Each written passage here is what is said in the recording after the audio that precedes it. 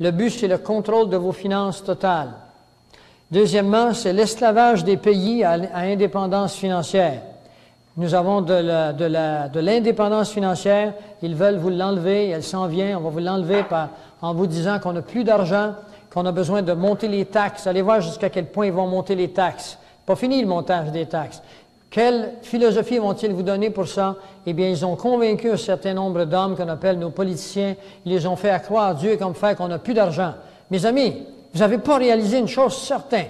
C'est impossible qu'on n'ait plus d'argent. C'est possible qu'on n'ait plus de bois, que nos forêts brûlent, ça c'est possible. C'est possible que quelqu'un étende un poison sur la planète Terre par la bombe atomique, que le sol devienne stérile, qu'il n'y a plus rien qui pousse. Alors là, on est pauvre. Mais tant qu'on s'échangera du bois puis des carottes contre d'autres choses, on peut se faire des billets entre nous. Tiens, ça vaut 1 heure de travail ou un autre. Ça, c'est ce qu'on appelle de l'argent. On n'a qu'à s'en imprimer, ça n'en a plus. Vous devez comprendre ça. Si vous ne comprenez pas ça, achetez-vous des principes d'économie faits par... comment est-ce qu'il s'appelle dans le major... comment?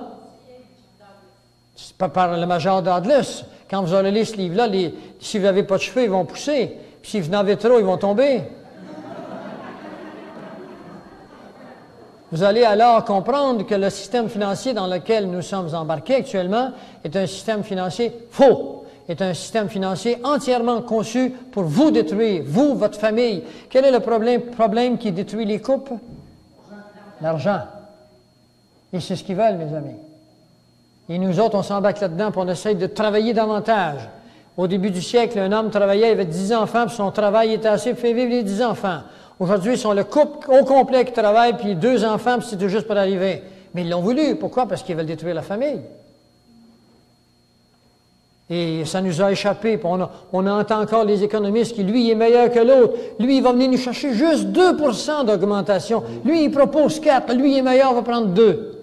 Mais 2 ans après, ce sera un impôt graduel, ce sera 4, 6, 10, 12. Et finalement, il n'y a plus rien qui nous appartient. Et on accepte ça. Mais c'est parce qu'on est des moutons. Le Seigneur nous a dit, soyez vigilants comme des serpents. Nous l'avons été comme des taupes. Les gens parlent beaucoup d'inégalités dernièrement, au sujet du fait que les 1% les plus riches possèdent beaucoup plus de ressources que tous les autres. Mais l'attention semble surtout se focaliser vers les États-Unis, et il m'apparaît crucial de réinscrire cette tendance inégalitaire dans un contexte un peu plus global. J'ai donc effectué quelques recherches, et voilà ce que j'ai pu trouver de la part de sources réputées fiables telles que l'ONU. Eh bien, il s'avère que, si tout le monde s'accorde à penser que le système américain est effectivement complètement déséquilibré, la situation à l'échelle planétaire est en fait bien pire. Commençons par ce diagramme. Avec une richesse parfaitement bien distribuée entre tous les êtres vivants, chacun divisé en 5 groupes égaux. Regardons à présent de combien dispose chaque groupe en réalité. Choquant, pas vrai? 80% de la population mondiale n'ont pour ainsi dire quasiment aucune richesse, tant et si bien qu'il est même difficile de les percevoir sur le graphique. Alors que dans le même temps, les 2% les plus riches ont plus de richesses que la moitié du reste du monde. Mais tâchons à présent d'aborder ce graphique d'une façon un peu différente. Prenons pour ce faire la population mondiale dans son intégralité, soit 7 milliards de personnes, et réduisons-les à une échelle représentative de 100 individus. Les voilà, avec les gens les plus pauvres sur la gauche et les plus riches sur la droite. Maintenant voyons comment la richesse mondiale totale, soit environ 223 000 milliards de dollars, est répartie.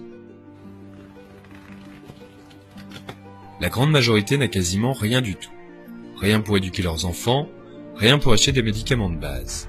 Alors que les 1% les plus riches ont accumulé 43% des richesses de notre planète. De leur côté, les 80% de la tranche inférieure, soit 8 personnes sur 10, n'ont plus que 6% à se partager entre eux. Mais même cette approche peine à démontrer à quel point cette situation est devenue extrême.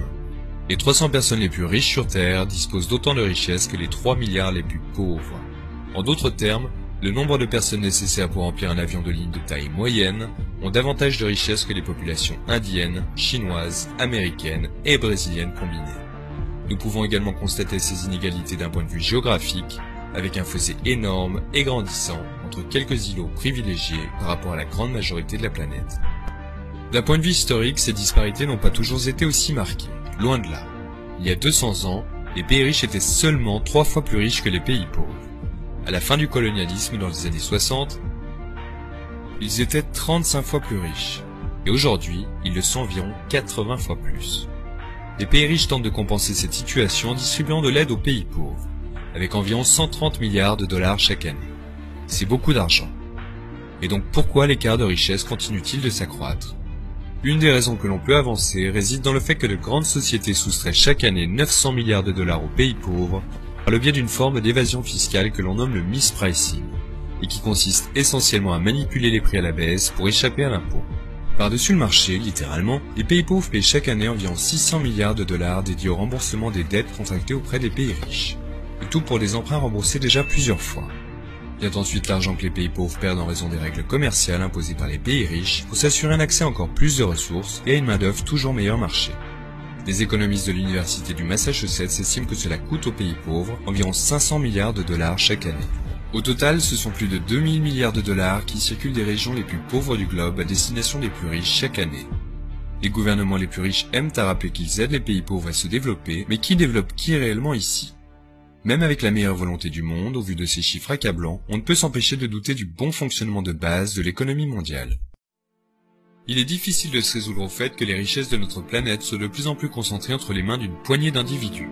Il apparaît que la seule réponse raisonnable à une telle situation et notre seul espoir passe fatalement, tôt ou tard, par un changement des règles.